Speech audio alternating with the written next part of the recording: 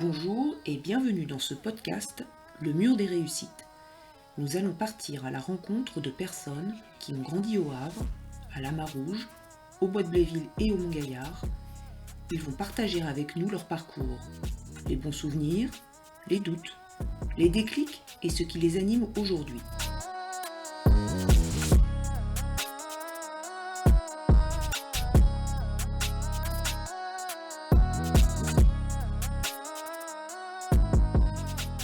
Bonjour, je m'appelle Imen Kaoudi, je suis née au Havre et je suis chirurgien digestif actuellement au groupe hospitalier Monod. J'ai 33 ans. Alors moi je suis née au Havre à la Marouge. C'est un quartier que j'affectionne beaucoup parce que j'ai vécu toute mon enfance, c'est tous mes souvenirs. Donc du coup j'ai fait l'école Renaissance lorsque j'étais à l'école élémentaire. Puis ensuite je suis allée au collège Jean Moulin. Et puis j'ai fini par le lycée Claude Monet. Voilà. Et ensuite mon parcours au Havre s'est terminé à la fin du bac où j'ai pris mes études de médecine en première année à Rouen. Ah oui, je suis une marougienne. C'est comme ça qu'on dit, une marougienne ? Ouais, c'est ça. Qu'est-ce que vous avez comme souvenir de ce quartier ?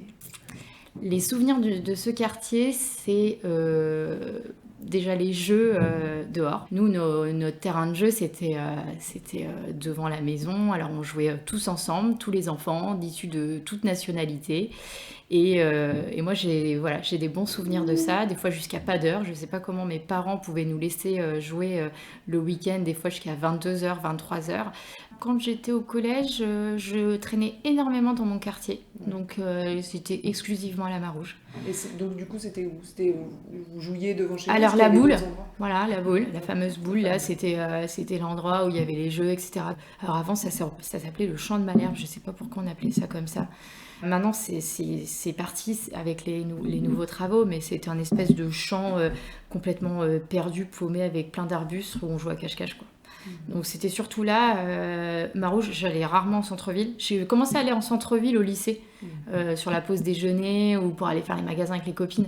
Mais sinon, au collège, moi, ma vie, c'était collège, gym et Marouge. Ça m'a pas du tout manqué de rester à la Marouge dans mon quartier. Au contraire, moi, j'avais vraiment l'impression qu'on était une petite famille. On connaissait un peu tout le monde dans le quartier, ce qui est plus trop le cas maintenant, mais on sortait beaucoup. Donc les mamans, entre elles, se connaissaient bien. Et puis, ça nous arrivait d'aller prendre des goûters chez les uns et chez les autres. Je suis l'avant-dernière d'une fratrie de 6. Donc ils sont tous allés à la Renaissance, sont tous allés à Jean Moulin, et après au lycée on a fait des lycées différents.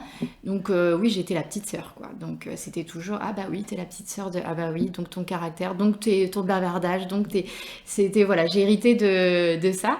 Mais bon, c'était drôle, il y avait des bonnes anecdotes. Et au collège, très vite, j'ai été mise dans une bonne classe, et ça m'a boostée puisqu'il y avait d'autres élèves qui s'en sortaient très bien. J'avais envie de faire un peu la même chose.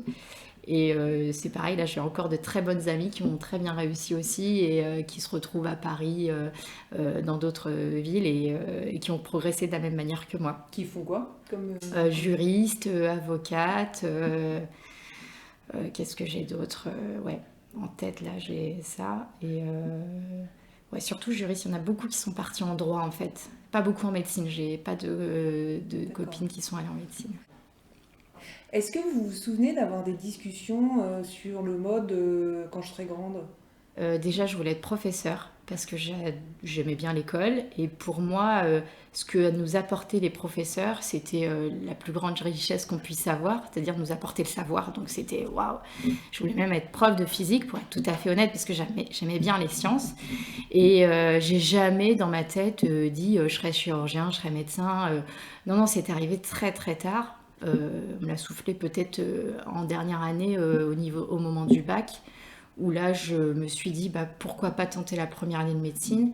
Peut-être que si j'avais rencontré un chirurgien ou un médecin, je serais peut-être très fan et j'aurais peut-être dit ah bah oui, c'est ça que je veux faire dans la vie. Mais quand on sait pas et qu'on a 15 ans et qu'on sait pas ce que c'est que d'être médecin ou etc. Bon là peut-être avec les séries c'est un peu plus populaire, mais à l'époque c'était pas le cas. Je pensais pas que ce serait mon choix de vie en fait. Oui, d'accord. Ok. Quel moment marquant au collège? Moment marquant, alors moi je retiens les moments marquants du collège, c'est les rigolades avec les copines.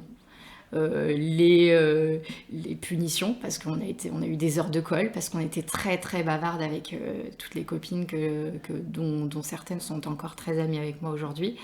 Et en tout cas, je retiens qu'on a eu une éducation franchement complètement correcte. J'ai pas eu l'impression d'être à la ramasse par rapport à d'autres élèves dans d'autres lycées, mais j'ai jamais ressenti qu'on était amoindré par le fait d'être dans une ZEP ou quoi que ce soit. Je retiens de bons professeurs, un bon CPE. Un CPE. Alors là, pour le coup, je me rappelle de son nom, c'est Monsieur Mouchel. Je ne sais pas s'il est encore là, à Jean Moulin, mais il prenait le temps d'écouter ses élèves. Moi, de temps en temps, on me sortait un peu... Enfin, là, je vais paraître un petit peu insolente, mais ça peut arriver que des fois, je sois sortie de cours parce que justement, j'écoute pas et que je parle et que... Bah, du coup, je suis convoquée au CPE et puis en fait, le CPE, je discute avec lui puis je dis oui, bah, je m'ennuie, l'exercice, je l'ai déjà fini, moi, ça m'embête d'attendre les autres. Et puis en fait, là, il prend en compte ma demande, il dit ok, bah, dans ces cas-là, on te mettra dans une classe un peu plus adaptée, qu'est-ce que tu veux faire, dis-moi si tu veux qu'on te prenne en charge un peu plus. Enfin, j'ai vraiment senti l'accompagnement pendant cette période-là du collège. Et ça a été très important pour moi. Je pense que j'avais des facilités parce que j'ai compris en première année de médecine qu'est-ce que c'était que bûcher. J'avais l'impression de travailler. En fait, j'avais quand même des facilités. J'avoue que je prenais pas beaucoup de temps pour les révisions et les devoirs. Mais je pense que j'avais une rigueur et à l'école, même si on a l'impression que j'écoutais pas, j'écoutais et je pense que j'arrivais à intégrer facilement le cours. Ce qui fait que le soir, j'avais pas trop de choses à faire. Et après, j'ai été poussée par mes grandes sœurs aussi. Parce que ma mère et mon père, au début, ne parlaient pas très bien français. Les devoirs, c'était exclusivement avec mes grandes sœurs. Donc j'avais un peu la trouille de mes grandes sœurs, donc il fallait que ça file droit, quoi. Quand j'avais des devoirs, il fallait que ce soit bien fait. Mais ça va, j'arrivais à m'en sortir. Donc du coup, je pense que j'avais un peu de facilité quand même. Il y a eu des moments pénibles au collège? Non, j'ai pas de souvenir de moments. Ouais. Oui, alors j'avais un appareil dentaire, alors c'est sûr que des fois j'étais moquée. En plus, à un moment donné, ma mère elle m'a coupé les cheveux très courts, donc ça m'allait pas du tout. Donc oui, j'ai eu peut-être des moments de moquerie de mes copines, hein, comme d'habitude, mais j'ai pas du tout de mauvais souvenirs, non, je regarde des bons souvenirs. Ouais. Vous n'avez pas eu besoin de ressorts, enfin voilà, ça a filé finalement. Oui, ça a filé. Et il y a quand même un élément hyper important en élémentaire et au collège, c'est que je me suis inscrite à la gym, donc le groupe CSSM, hein, qui est encore actuellement un groupe de gym au Havre, qui peine un peu à survivre avec l'histoire du Covid, mais voilà. Et en fait, j'avais 12 à 14 heures de gym par semaine. Donc moi, la punition, c'était que ma mère me dise ben non, si t'as pas fini tes devoirs, tu vas pas à la gym. Il fallait que ce soit fait. Donc du coup, je me pressais de faire. Ça m'arrivait même des fois de rester au collège ou sur des heures creuses pour finir mes devoirs et puis pouvoir filer à la gym sans qu'on me prenne la tête parce que j'ai pas fait mon devoir, ceci, cela. Donc, et la gym, mine de rien, c'est la rigueur. Et je pense que c'est la gym qui m'a appris la rigueur. Il fallait qu'on soit les meilleurs. C'est pas un sport individualiste comme on pourrait le penser, parce que c'est un travail d'équipe aussi, parce qu'on est une équipe. Mais il faut toujours pousser au maximum ses limites. Et ça, je pense que ça a été très très important dans ma vie. Et même encore aujourd'hui, je suis hyper attachée à la gym. Je vais régulièrement voir mon ancienne prof de gym. Je fais de temps en temps kiné, médecin de salle de sport pour les compètes de gym. J'ai commencé à 7 ans. Donc en CE1, parce qu'en CP, j'ai eu une fracture du tibia, donc j'ai eu un plâtre, j'ai pas pu faire de la gym. Et à 7 ans. De 7 ans jusqu'à le bac, donc 17 ans. Parce qu'après, j'ai dû arrêter en médecine quand je suis arrivée en première année de médecine. Et du coup, ça développe l'esprit de compétition, ça? Oui, complètement. Alors, je sais pas si je l'avais avant. C'est difficile de dire parce que c'était avant 6 ans. Mais oui, Ça développe l'esprit de compétition fois 20 000. On a besoin de montrer qu'on sait bien faire. Mais je suis un peu comme ça aussi avec ma mère. J'ai besoin de montrer que je suis forte et que je sais faire. Et c'était pas facile à intégrer pour ma mère parce que ça a un coût. Donc il y avait l'année à payer, il y a les justes au corps, il y a les maniques, il y a plein de choses, plein d'équipements. Mon modèle dans ma famille, c'est ma plus grande sœur. Donc on a 7 ans de différence. Mais tout ce qu'elle faisait, je voulais faire pareil. Et puis c'est pareil, elle avait tendance à me dire attention, si tu travailles mal, je vais dire à maman, tu n'iras pas à la gym. Donc j'avais pas intérêt de lui faire un coup bas, ou enfin voilà, l'insolence, des trucs comme ça. C'est vrai qu'elle arrivait facilement à me remettre sur le chemin, quoi. Du coup, le parcours de vos frères et sœurs, si c'est indiscret? Alors, ma plus grande sœur, donc elle travaille chez HSBC à Paris. Elle a eu une espèce de mutation à New York. Et là, récemment, en fait, à New York, ça fait déjà maintenant 8 ans. À la base, c'était pour 1 ou 2 années. Puis finalement, elle s'est installée, elle s'est mariée, elle a eu 2 enfants.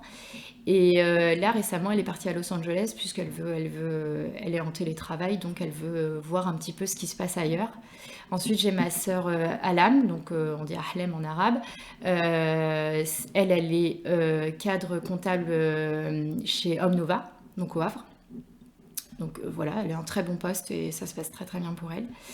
J'ai ma sœur qui est logisticienne chez la CMA CGM.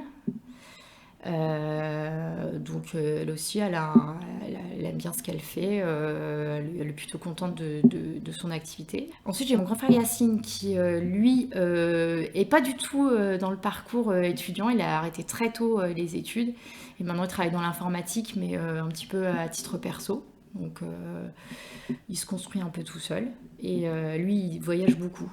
Donc là actuellement il est pas au Havre, il est parti au Portugal, il était au Luxembourg avant, donc il bouge pas mal. Et mon petit frère c'est un peu la tête brûlée de la famille, alors qu'il a des capacités extraordinaires. Il a deux masters, mais il n'arrive pas à trouver un travail au Havre. Il est très attaché à ma mère et il ne veut pas partir du Havre. Mon père, il est ouvrier bâtiment. Ma mère, elle n'a jamais travaillé. Elle a tout sacrifié pour nous. Et l'importance de l'école, par contre, ça, c'était obligatoire. Enfin, il n'y avait pas de...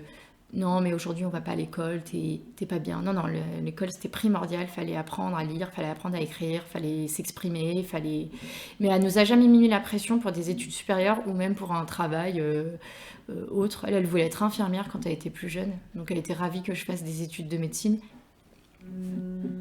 Est-ce que vous avez l'impression de devoir à votre quartier? J'ai l'impression que j'ai quelque chose à prouver, entre guillemets, à ce quartier. J'aimerais bien aller voir les jeunes qui traînent et dire, bah écoutez, qui sont toujours beaucoup, pour certains, peut-être pas la majorité heureusement, mais dans la plainte de dire, je suis dans un vieux quartier, il se passe rien, on fait rien ici. Bah, moi j'ai envie de les secouer et de leur dire bah non, parce qu'en fait vous avez des structures, vous avez des structures sportives, vous avez des terrains de jeu, vous avez des écoles qui sont tout à fait... moi si c'était à refaire, je repartirais à Jean Moulin. J'aimerais bien venir voir si c'est possible et leur dire... allez, secouez-vous, vous pouvez y arriver. C'est pas parce qu'on est des marougiens, marougiennes que on est le bas de la société. On peut tout à fait gravir. Et après, il suffit d'être motivé. Et puis, s'il y a besoin de plus, parce que on n'a pas les facilités, effectivement, c'est vrai que j'avais des facilités, mais si on n'a pas les facilités, il y a toujours possibilité d'avoir je pense, des tuteurs, des choses comme ça. Mais oui, j'aimerais bien. J'ai l'impression d'avoir quelque chose à devoir, oui. Le fait d'avoir été élevée dans une famille, on va dire, très modeste, c'est plutôt ça qui est important aujourd'hui. J'arrive à me mettre à la place de n'importe... Ce matin, ma secrétaire me disait ce que j'aime bien chez vous, c'est que vous parlez à un chirurgien comme vous parlez à la femme de ménage. Je dis bah oui, on est des personnes, on est des êtres humains. Moi je suis passée par là, j'ai fait ASH, j'ai fait aide-soignante, j'ai fait infirmière. Enfin je suis passée par un peu tous les boulots. Je pense que le fait effectivement d'avoir été peut-être dans des milieux modestes, d'avoir vu tous les métiers entre guillemets. Sauf justement les plus prestigieux, puisque moi je connaissais pas les chirurgiens, je connaissais pas les médecins, je connaissais pas les ingénieurs, j'avais pas du tout ça en tête. C'est vrai que finalement, peut-être que ça me permet de rester à ma place aujourd'hui. Mais oui, j'ai fait tous les petits jobs d'été. Quand j'étais étudiante en médecine, c'est pareil. Bon, heureusement, fort heureusement, j'étais boursière, donc, et puis que l'entrée à la fac n'est pas payante, mais il faut payer tous les bouquins, il faut payer les concours, il faut payer la prépa. Donc tout ça, je ne vais pas le demander à ma mère. Donc les vacances d'été, je faisais ASH, aide-soignante. Donc ASH, c'est quoi? ASH, c'est femme de ménage à l'hôpital. D'accord. Donc au début, parce que comme on n'a pas d'infirmière, on ne peut pas être comme ça, postuler infirmière, il faut avoir une équivalence. Donc moi j'ai eu l'équivalence au bout de la 3e, 4e année de médecine. Donc là j'ai remplacé en tant qu'infirmière, je l'ai fait parce que c'est un peu plus lucratif que de travailler en tant que femme de ménage, et je le faisais souvent la nuit même. En semaine, parce que c'était plutôt bien payé, c'était en clinique et que ça se passait bien. Donc du coup, oui, j'ai travaillé quasiment avec tous les corps de métier, entre guillemets, centré médical quand je suis arrivée en médecine, et puis avant ça, plutôt dans structure sociale. Voilà. Donc vous avez commencé les jobs d'été à partir de quel âge? 17 ans à peu près. Donc fin de collège, comment ça se passe? Vous êtes en 3e, bon élève. Alors voilà, la suite se dessine comment? Alors la suite se dessine après le collège parce que j'étais pas trop mauvaise en langue et que je voulais une classe européenne. Et du coup, c'est comme ça que je suis arrivée au lycée Claude Monet, parce qu'ils proposaient des classes européennes. Donc c'était, je sais plus combien d'heures d'anglais en plus, et on avait l'histoire en plus en anglais. Donc en seconde, c'est seconde générale, donc on est un petit peu tous mélangés, quoique moi j'étais dans une classe européenne, donc j'étais déjà dans une classe peut-être présélectionnée, mais en tout cas... oui, j'ai l'impression de travailler, mais de m'amuser aussi. Je n'ai pas du tout l'impression d'être en pression. Ouais. Je ne me suis pas sentie perdue au lycée parce que j'avais ce petit groupe d'amis. J'avoue que je n'étais pas perdue par rapport à ça parce on s'est tous suivis, on est tous partis en section européenne. Et on va dire que ça a été un peu le moteur parce que c'est vrai que quand on arrive dans un nouveau lycée avec des nouveaux camarades, peut-être que ça effraie, et nous, ça nous l'a pas du tout fait. On était peut-être même le groupe à craindre au début parce qu'on était très solidaires, très grande gueule. Puis, ouais, donc au contraire, non, on s'en sentait bien au lycée. Ouais, j'ai pas eu l'impression d'avoir été perdue. Qu'est-ce que vous en retenez du lycée, globalement, ces 3 années?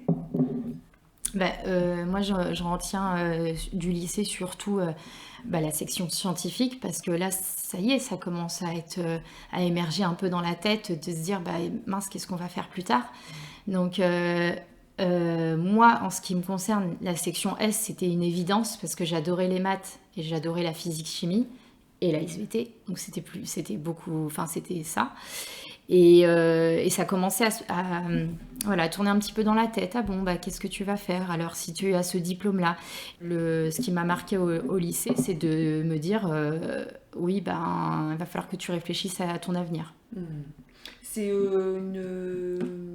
un peu inquiétant ou non? Ça se fait assez naturellement? Non, c'est inquiétant. Ouais, c'est inquiétant.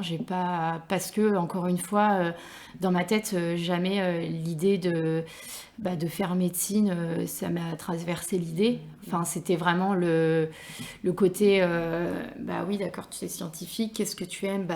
T'aimes bien enseigner, t'aimes bien la pédagogie, t'aimes bien les sciences, prof de physique. T'aimes bien ton prof de physique, ça se passe très bien. Pourquoi pas faire ça? C'est l'enseignement, c'est tout. Mais encore une fois, gros point d'interrogation. Est-ce que c'est ça que je vais aimer? Est-ce que je vais aimer toute ma vie? Est-ce qu'il y a peut-être d'autres possibilités?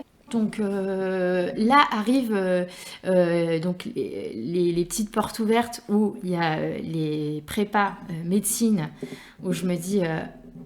donc je vais à leur rencontre, on m'explique, voilà, tu passes un concours, c'est national, derrière, selon ton classement, tu peux être médecin, dentiste, sage-femme, kiné, et c'est pas grave si tu n'y arrives pas et que tu es bien classé, tu peux aller directement en licence 3 de physique. Donc je me dis, bingo, je vais faire ça, si ça tombe bien... peut-être que je ferai médecine, mais bon, j'y crois pas trop. Je me dis, au moins, ça me donnera une équivalence. Je vais cravacher. Bon, médecine, oui, il y a un moment, je me dis, pourquoi pas, mais franchement, jusqu'au concours, j'y crois pas forcément. Je suis pas encore convaincue, et la preuve, c'est qu'à un moment donné, dans mon année, je vais pas avoir le classement pour médecine, et je vais avoir le classement pour sage-femme, et je commence à me diriger vers sage-femme, et je me dis que c'est un beau métier aussi. Puis finalement, je rebrousse, et je me dis, non, en fait, au fond de toi, tu étais un peu déçu, tu voulais quand même médecine quand t'as tout ce que tu as travaillé, donc refais et tente médecine. Donc du coup, vous avez refait une année? J'ai refait une année, D'accord. donc pour être médecin généraliste. Donc là, j'ai le classement. Je passe en deuxième année. Et en deuxième année, il y a un stage à faire. C'est pour ça que je dis que les stages, c'est très important. Je vais en stage en ORL, donc c'est une spécialité chirurgicale type retirer la thyroïde pour les personnes qui ont des problèmes de thyroïde. Donc c'est quand même un bloc opératoire, une anesthésie, on met des champs opératoires, on incise, on ouvre au niveau du cou. Et là, je tombe amoureuse du bistouri. Et là, je me dis, ah mais c'est ça en fait que je veux faire. Et donc, c'est à partir de la deuxième année de médecine où j'ai essayé de faire tous les stages possibles en chirurgie, parce qu'après, on peut choisir. Il y en a qui n'aiment pas, donc on échange. Et après, j'ai fait toutes les spécialités chirurgicales, de la tête aux pieds. Et puis, c'est la chirurgie viscérale qui m'a le plus... Donc, chirurgie viscérale, c'est quoi? Donc, c'est la chirurgie viscérale, c'est la chirurgie abdominale. Donc, on s'occupe de l'abdomen, de l'œsophage jusqu'au rectum, en passant par l'estomac, le foie, le pancréas, l'intestin grêle, le côlon. Donc, vous faites vos études, à l'époque, c'est Rouen?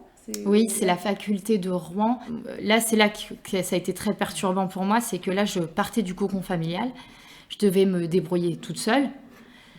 Et j'avais tous mes repères qui étaient perdus. Donc je vous cache pas que j'en ai pleuré des week-ends où je rentrais et je passais de ma vie où je faisais de la gym, je bossais pas beaucoup, je rigolais avec mes potes, à une journée type en médecine, c'est le matin de 8h à midi où en plus il faut se lever relativement tôt pour pouvoir les places devant le professeur, ou l'après-midi on travaillait, le soir on avait les cours en colle de préparation et il n'y avait plus de sport. Qu'est-ce qui vous fait tenir pendant cette année un peu compliquée? Ma mère, je pense. C'est ma mère. Vous en parlez beaucoup de votre maman? Ah, ma mère, oui. Parce que je suis fan. Je suis fan de ma mère. Si je pouvais... en fait, je me rends compte que elle n'a pas fait grand-chose de sa vie. Et elle a tout sacrifié pour nous.